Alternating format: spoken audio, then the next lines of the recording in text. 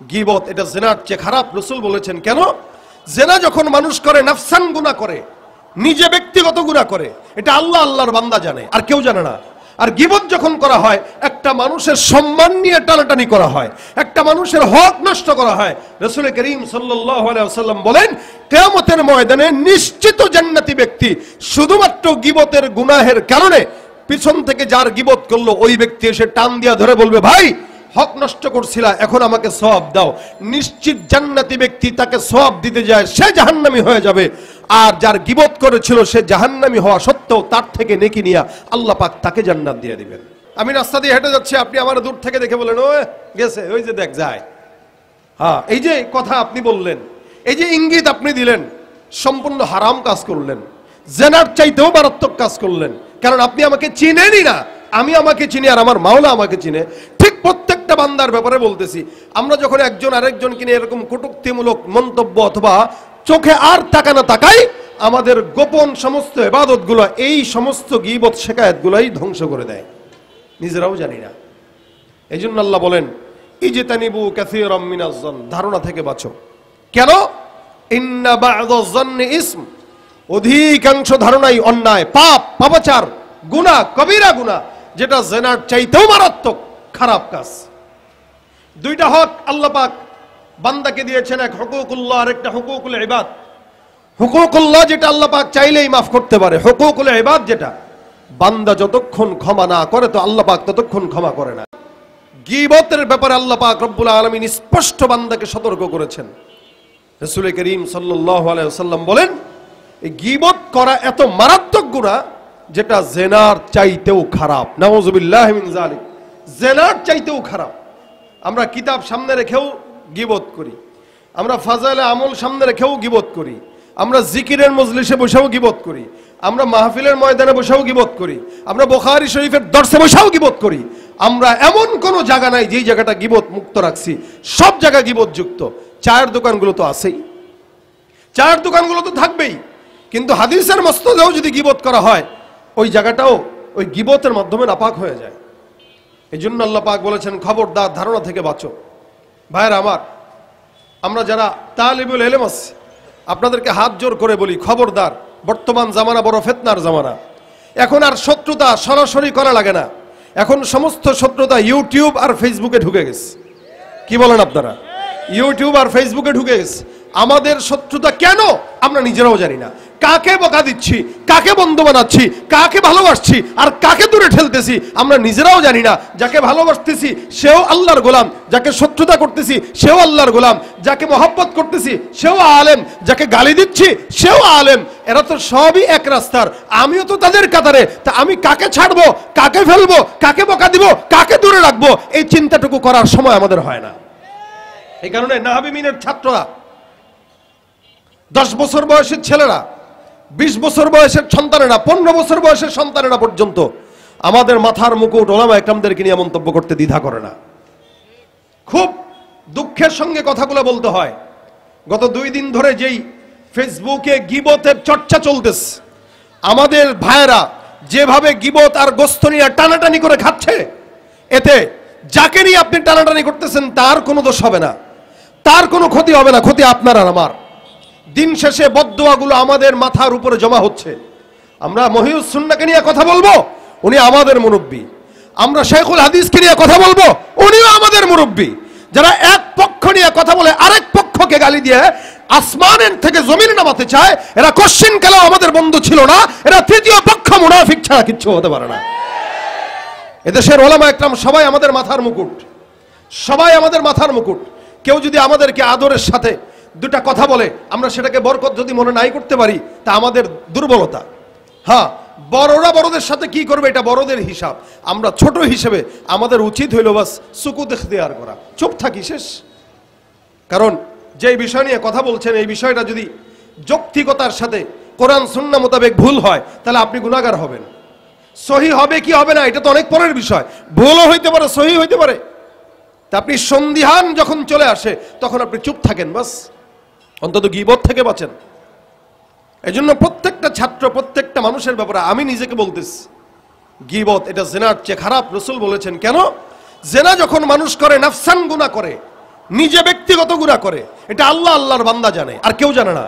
আর গীবত যখন করা হয়, একটা মানুষের সম্মান নিয়ে টানাটানি করা হয়, একটা মানুষের হক নষ্ট করা হয়। রাসূল করিম সাল্লাল্লাহু আলাইহি ওয়াসাল্লাম বলেন, কিয়ামতের ময়দানে নিশ্চিত জান্নাতি ব্যক্তি শুধুমাত্র গীবতের গুনাহের কারণে পিছন থেকে যার গীবত করলো ওই ব্যক্তি এসে টান দিয়া ধরে বলবে, ভাই হক নষ্ট করছিলা, এখন আমাকে সওয়াব দাও। নিশ্চিত জান্নাতি ব্যক্তি তাকে সওয়াব দিতে যায়, সে জাহান্নামী হয়ে যাবে। আর যার গীবত করেছিল সে জাহান্নামী হওয়া সত্ত্বেও তার থেকে নেকি নিয়া আল্লাহ পাক তাকে জান্নাত দিয়ে দিবেন। এই গীবত করা সওয়াব না গুনাহ? বলেন না জোরে, সওয়াব না গুনাহ? আল্লাহ পাক বলেন, ইন্না বা'দাজ যন্নি ইসমুহু ওয়া লা তাজাসসু ওয়া লা ইয়াগতাব বা'দুকুম বা'দা আইয়ুহিব্বু আহাদুকুম আন ইয়াকুলা লাহমা আখিহি মাইতান ফাকারিহতুমু। খবরদার, কেউ কারো গীবত করবা না, শিকায়াত করবা না। একরাম বড় বড় হাজী সাহেব, বড় বড় মুহাদ্দিস, বড় বড় শাইখুল হাদিস, বাস গীবতের ভিতরে যুক্ত হয়ে যাচ্ছি আমরা। এটাকে আমরা গুনাহই মনে করতেছি না। আর এই গুনাহটা বান্দার সকল আমলকে একদম নিরিবিলি শেষ করে দেয়। এজন্য সিদ্দিক আকবর আবু বকর রাদিয়াল্লাহু তাআলা আনহু জবানকে কেমনে হেফাজত করতেন, বর্ণনা আছে। আবু বকর সিদ্দিক কখনো জিহ্বাটাকে টান দিয়ে এই পর্যন্ত বের করতেন, অথবা কখনো পাথরকে মুখের ভিতরে ঢুকায় বসে থাকতেন, পাথরের টুকরা। একজন প্রশ্ন করলো, বুঝলাম না, আবু বকর সিদ্দিকের মতো একজন সাহাবী জবানের মধ্যে পাথরের টুকরা নিয়ে বসা, বারবার জিহ্বাটাকে টান দিয়া বের করে, ডানে নেয় বামে নেয়, কারণটা কি? জিহ্বাটাকে কেন কষ্ট দেন আবু বকর সিদ্দিক? সিদ্দিক আকবর আবু বকর রাদিয়াল্লাহু তাআলা আনহু ডাক দিয়া বলেন, সাহাবা আজমাইনের দল, আমি আমার জিহ্বাটাকে মাঝে মাঝে শাসন করি, আমি আমার জিহ্বাটাকে মাঝে মাঝে বকা দেই, মাঝে মাঝে একটু মার দেই। কেমনে মার দেন? বলে জিহ্বাটাকে টান দিয়া ডানে নেই বামে নেই সামনে নেই, আবার কখনো কখনো পাথরের বিশাল টুকরাটাকে মুখের ভিতরে ভরে রাখি। কেন জানো?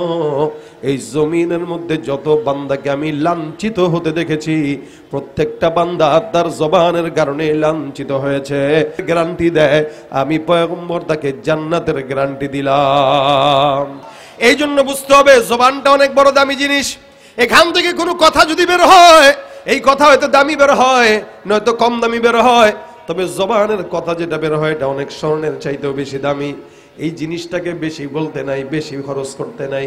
এই কারণে হাদিস শরীফ পয়গম্বর অন্য হাদিসে বর্ণনা করেন, মান সামাতা নাজা মান সাকাতা নাজা।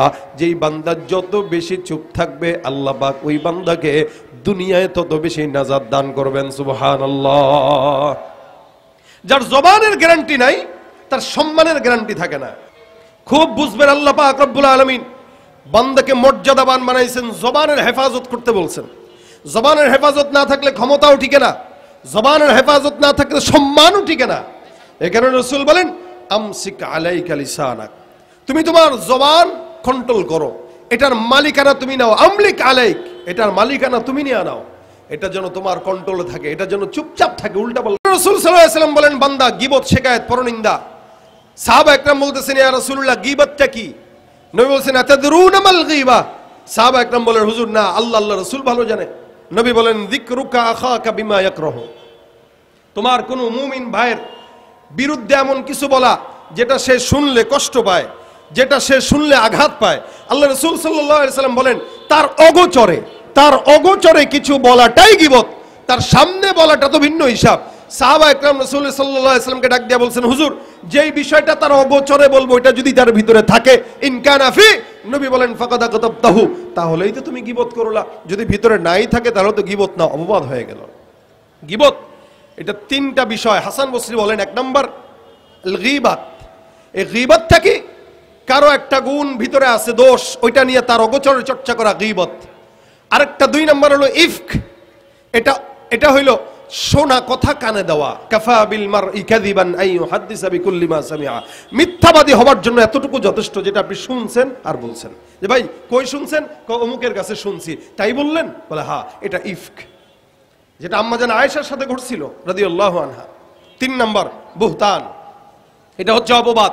মানে আমার ভিতরে কোনো কিছু নাই, কিন্তু আপনি মানুষের কাছে আমার ব্যাপারে দোষ চর্চা করে বেড়ান, আমার ব্যাপারে বলে টলে বেড়ান। এই তিনটা ছাড়াও আরো গীবত আছে, যেমন চোখের গীবত। এখন আপনি বলবেন চোখের গীবত কিভাবে? চোখের গীবত এভাবে মুফাসসিরিন একরাম এভাবেই বর্ণনা করেছেন। কেউ একজন মোটা মানুষ রাস্তা দিয়ে হেঁটে যাচ্ছে, আপনি তাকে ইশারা করে বন্ধুকে বলেন এই যে দিলেন, এটা হলো চোখের গীবত। জবানের তো গীবত আছেই। একটা মানুষের দোষ গুণ না, শুধু তার দৈহিক কোন অবস্থা বর্ণনা করাও গীবত। যেমন আম্মা জান আয়েশার ব্যাপারে হাদিসে বর্ণনা আছে, সাফিয়া রাদিয়াল্লাহু তাআলা আনহা একবার নবী করিম সাল্লাল্লাহু আলাইহি ওয়াসাল্লামের ঘরে ঢুকলেন। তা আম্মা জান আয়েশা বলেন, সাফিয়া তো হাকাদা হাকাদা, ইয়া রাসূলুল্লাহ, সাফিয়া তো দেখতে এরকম এরকম এরকম। নবী ডাক দিয়া বলেন, কি বললা তুমি? কেউ যে এমনি বলছে, আমি তার দোষ বর্ণনা করি নাই, সে যে মোটা এটা একটু বললাম আর কি। রাসূল বলেন, তোমার এই কথাটা এত মারাত্মক, এটা যদি সমুদ্রের পানিতেও ঢাকানো হতো, সমুদ্রের পানি কালো হয়ে যেত, দুর্গন্ধ হতো, তোমার এই কথার দুর্গন্ধ শেষ হতো না। দেখেন, যেখানে আম্মা জান আয়েশা, ওনার মতো একজন সাহাবী, রাসূলের বিবি, আমাদের আম্মা, উনি একটা মন্তব্য করছেন যে সাফিয়া এরকম, ওই কথার ব্যাপারে রাসূল বলতেছেন এটা মারাত্মক অন্যায় করেছো। তাহলে আমরা কি আমাদের অনেক ভাইদের ব্যাপারে উল্টাপাল্টা আলোচনা করি না? মোটা, চিকন, লম্বা, খাটো, বাট্টু, কালা, কত রকম। এই জন্য আল্লাহ বলেন, ওয়ালা তালমিজু আনফুসাকুম ওয়ালা তানাবাজু বিল আলকাব, ওয়ালা তালমিজু আনফুসাকুম ওয়ালা তানাবাজু বিল আলকাব। খবরদার কেউ কাউকে ইলজাম দিবা না, কেউ কাউকে লকব দিয়া ডাকবা না। কোন বন্ধু আছে, বন্ধুরে আপনি ভিন্ন নামে ডাকছেন, নাম হইল আব্দুর রহমান, ডাকছেন আরেকটা, নাম হইল আব্দুল্লাহ, ডাকছেন আরেক নামে। আমার আল্লাহ বলেন, খবরদার লকব দিয়া কোনো বান্দাকে ডাকবা না, বেনামে কোনো বান্দাকে ডাকবা না। সব হলো গীবতের অন্তর্ভুক্ত। এগুলো বান্দার সমস্ত নেক আমলগুলোকে গোপনে গোপনে ধ্বংস করে দেয়। এজন্য ভাইরা আমার, এটা হলো জাস্ট মুজাকারা। আজকে আপনাদের সামনে বয়ান না, আমি আপনাদের সাথে মুজাকারা করতেছি। আমার ভিতরে দোষগুলো আছে, আপনাদের ভিতরেও আছে। যত বড় হুজুর হোক, যত বড় কিছু হোক, এই ছোট্ট ছোট্ট দোষগুলো করলে কি হয়? আপনি বসে বসে আমার গীবত করতেছেন, আমার গুনাহগুলো আপনি আপনার কাঁধে নিলেন, আপনার নেকিগুলো আমারে দিলেন। লাভ তো আমারই হইলো, ক্ষতি তো আপনারই হইলো। এই কারণে কোনো মুসলমান ভাইয়ের গীবত না করে নিজের মা বাবার গীবত করেন, তাও ফায়দা আছে। এখন বলবেন মা বাবার গীবত করলে ফায়দা কি? অবশ্যই ফায়দা। আপনার মা আপনাকে গর্ভে ধারণ করেছে, বাবা আপনাকে জন্ম দিয়েছে। আপনি যখন মায়ের গীবত করবেন, বাবার গীবত করবেন, ভাইয়ের গীবত করবেন, বোনের গীবত করবেন, অন্তত আপনার সমস্ত নেকিগুলো মায়ের কাছে যাবে, আপনার নেকিগুলো বাবার কাছে যাবে, আর বাবার গুনাহগুলো আপনার কাছে আসবে, মায়ের গুনাহগুলো আপনার কাছে আসবে। সন্তান হিসেবে আপনি আপনার নেকিগুলো মায়ের কাছে দিলেন, ঘরের নেকি ঘরেই থাকলো, মা বাবা এক উসিলায় জান্নাতে গেল। দিনের কোনো ক্ষতি হয় যে এই লোকটার দ্বারা দিনের ক্ষতি হচ্ছে, দিনের অপব্যাখ্যা করতেছে, ইসলাম মুসলমানদের অপব্যাখ্যা করতেছে, এর ব্যাপারে আমাদের ক্ষতি হচ্ছে, তাহলে ওই লোকের ব্যাপারেও গীবত করা যায়।